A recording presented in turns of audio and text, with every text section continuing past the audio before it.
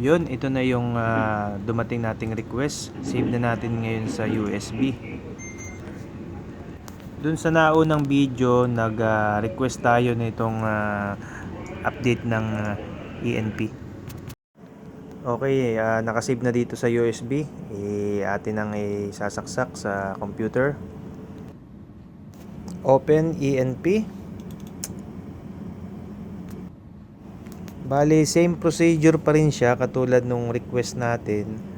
Bali, punta ulit tayo sa once na naka-open na siya, punta ulit tayo sa sa tools. Click tools. Then para sure tayo yan, punta muna tayo sa certificate and then click generate para sure tayo kung ano yung week ngayong linggong to. Yan.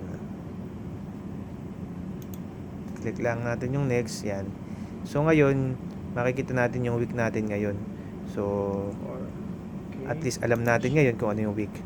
Then close natin ulit. Punta tayo sa NMS update. Yun. Then apply. Then next, browse.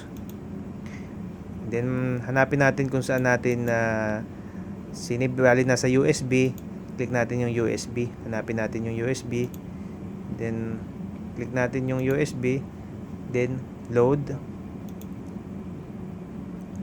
Yan, start na siya mag-load. Wait lang natin, madali lang to.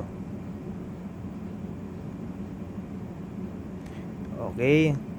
So once na na-load na siya, next, click na next. Then check natin yung sa certificate ulit. Nang makita natin, generate.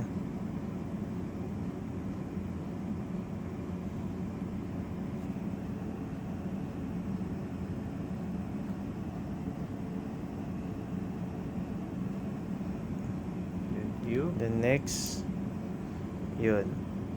Yung view. Yun, nakita na natin ngayon. So, ngayon, updated na yung ating ENP ngayong week na to. So, yun lang. Ganun lang kasimple uli yung ating paglo-load nung ating ni-request na ENP sa weekly update. So, yun lang uli at maraming salamat hanggang sa susunod ng mga video natin.